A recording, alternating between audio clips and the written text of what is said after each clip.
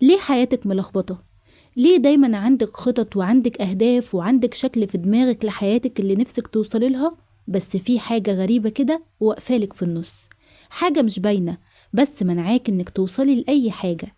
كل مرة بتقولي هبدأ من بكرة وترجعي تلاقي نفسك في نفس المكان، نفس الروتين ونفس اللخبطة ونفس الإحساس انك متأخرة عن كل اللي حواليكي. الحقيقة بقى ان المشكلة مش فيكي انتي، ولا المشكلة كمان في انك مش قادرة، ولا انك مش قوية كفاية عشان تحققي اللي انت عايزاه. المشكلة انه في حاجة غلط في الطريقة اللي بتعيشي بيها يوميا.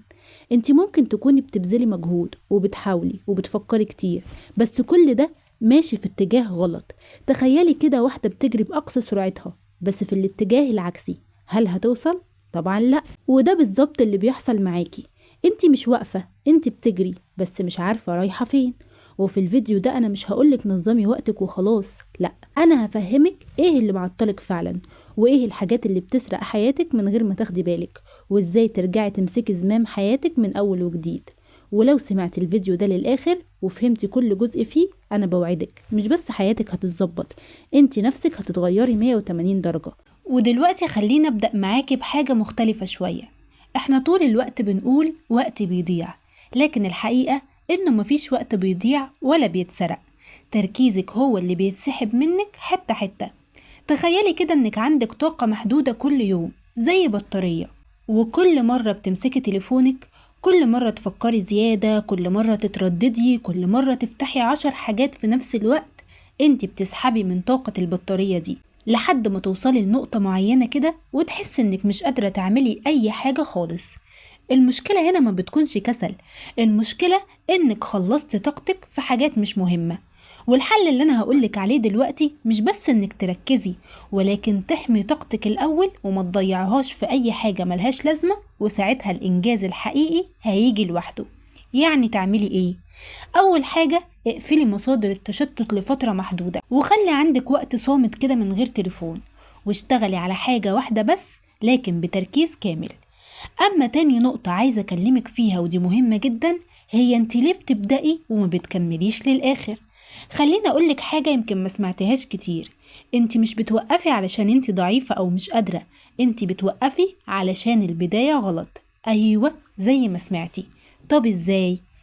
انت بتبدأي وانت متحمسة زيادة او متوقعة نتيجة سريعة، وعايزة تغيري كل حاجة مرة واحدة، وده بيخلي دماغك تدخل في ضغط، وبعد يومين أو 3 الطاقة بتاعتك بتخلص، فتقول أنا مش بعرف ألتزم. بس الحقيقة إنه مش انت اللي مش بتلتزمي، الخطة هي اللي مش قابلة للاستمرار. والحل هنا إنك تبدأي بحاجة سخيفة جدا في بساطتها، أيوة حرفيا زي ما بقولك كده. طب ليه؟ لأن الهدف مش إنك تنبهري بنفسك وإنك بتعملي 100 حاجة مرة واحدة، الهدف هو إنك تثبتي لنفسك إنك بتقدري تكملي وتستمري. لأن النجاح هنا مش في الكمية والعدد، النجاح زي ما قلنا وهنفضل نقول في الاستمرارية وبس، في الحاجات البسيطة اللي انت بتعمليها كل يوم، وهي اللي على مدار الوقت بتعمل فرق كبير جدا في حياتك. وتالت حاجة عايزة اتكلم معاكي فيها النهاردة، الحاجات اللي بتسرق منك وقتك وحياتك لازم تعرفيها علشان تتجنبيها. خليني أقولك على أخطر 3 حاجات بس بطريقة مختلفة شوية. أول حاجة الإدمان الهادي. تليفونك مش مشكلة علشان بيسرق منك الوقت وبس، تليفونك مشكلة لأنه بيغير دماغك وطريقة تفكيرك، بيخليكي عايزة حاجات سريعة طول الوقت ومش قادرة تكملي في حاجة طويلة، وبتزهقي بسرعة من أي حاجة فيها تعب أو مجهود. الحل إنك تعملي فواصل واعية. يعني إيه فواصل واعية؟ يعني تستخدميه بإرادة مش تلقائي، مش كل ما تلاقي نفسك فاضية مش لاقي حاجة تعمليها إيدك تجري على التليفون ومقاطع الريلز والحاجات السريعة، والناس اللي بتظهر نفسها دايما إنه ما عندهاش مشاكل وكل حاجة ماشية زي ما هم عايزين. تاني حاجة الهروب المقنع. أوقات كتير انت مش بتكسلي ولكن بتهربي من مهمة تقيلة عليكي، أو من خوفك من الفشل، أو من شعورك إنك مش جاهزة. الحل هنا إنك تسألي نفسك أنا بهرب ليه ومن إيه؟ لما هتفهمي ده هتعرفي إيه اللي موقفك ومعطلك بجد. رقم 3 كتر الاختيارات. كل ما الخيارات قدامك تزيد التنفيذ بتاعك بيقل، بتفضلي تفكري أبدأ بإيه وأعمل إيه وأنه الأحسن، وفي الآخر بتلاقي نفسك ما بتعمليش أي حاجة. الحل هنا إنك تقللي الاختيارات اللي قدامك مش تزوديها، وتختاري أكتر حاجة لو اتغيرت في حياتك هتعمل تغيير في باقي الجوانب كبير، ودي هي اللي هتبدأي بيها وتعملي لها خطة وتلزمي نفسك بجزء من الخطة دي كل يوم تحت أي ظرف من الظروف. أما الجزء الرابع اللي هنتكلم فيه مع بعض في فيديو النهاردة هو تنظيم البيت، بس بفهم نفسي مختلف. خليني أقولك حاجة مهمة جدا، البيت مش مجرد مكان، ده بيئة بتبرمجك. لما المكان حواليك يكون هادي دماغك بتهدى، ولما المكان اللي حواليك يكون زحمة قراراتك بتبقى تقيلة. بس هنا الغلط اللي بنعمله إننا بنستنى وقت كبير علشان نبدأ. البداية بتبقى بس جوه دماغنا، إنما فين الخطوات اللي بناخدها علشان نتغير؟ مفيش. الحل هنا إنك تعملي نقطة نظام يومية، مش تنظيف، لكن إنك ترجعي كل حاجة لمكانها.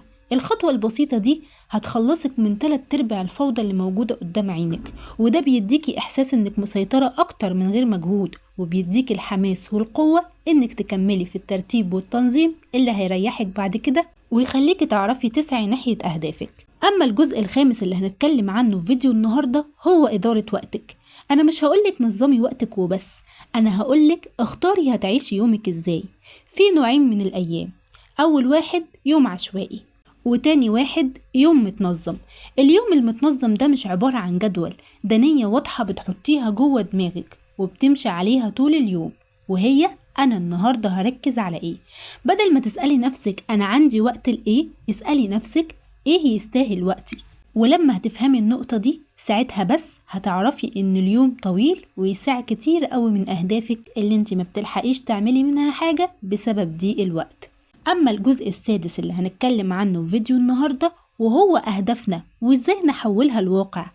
أكبر مشكلة مش إنك ما عندكيش أهداف، المشكلة إن الأهداف بالنسبة لك فكرة جوه دماغك وبس، مش أسلوب حياة. خلي الهدف سلوك يومي، مش عايز أنجح وخلاص، لكن أنا شخص بيعمل كذا كل يوم علشان يوصل لهدفه. لما طريقة تفكيرك هتتغير أفعالك كمان هتتغير. وهنا محتاجين نعرف مع بعض إزاي حياتنا ما تبقاش ملخبطة ونعرف نسيطر عليها. انتي مش محتاجة نظام معقد ولا حاجة، انتي محتاجة بس 3 حاجات. أول حاجة هي الوعي، إنك تبقي فاهمة إيه اللي بيحصل لك وبيحصل لك ليه. وتاني حاجة هي قرار، مش هتسيبي نفسك تاني ومش هتستسلمي للأمر الواقع، وهتاخدي قرار بالبداية أيا كان ظروفك إيه. وتالت حاجة إنك تعملي فعل بسيط لكن مستمر. السيطرة ما بتجيش مرة واحدة، وتنظيم حياتنا ما بيحصلش بين يوم وليلة. السيطرة بتتبني بعادات بسيطة كل يوم. وهنا أنا عايزة أقولك إن أنت مش متأخرة ولا حياتك بايظة، أنت بس محتاجة ترجعي لنفسك، مش بقوة ولكن بهدوء وبخطوات بسيطة لكن مستمرة. وفي النهاية أكتر حاجة عايزاكي تفهميها من فيديو النهاردة إن حياتك بتتغير مش لما بتعملي حاجات كبيرة مرة واحدة، لكن لما تكرري حاجات صغيرة وبسيطة كل يوم وباستمرار وبتبقي عارفة انت بتعمليها ليه. ابدأي النهاردة مش علشان لازم تبدأي، لكن علشان انت تستاهلي تعيشي مرتاحة. لو حسيت انك فهمتي نفسك اكتر من الفيديو ده وعرفتي ايه الخطوات اللي هترجعي تسيطري بيها على حياتك، ياريت تكتبيلي في التعليقات هرجع اسيطر على حياتي. وبكده نكون خلصنا فيديو النهاردة، بس كلامنا مع بعض عمره ما هيخلص. استنوني في فيديو جديد قريب جدا. استودعكم عناية الله، والسلام عليكم ورحمة الله وبركاته.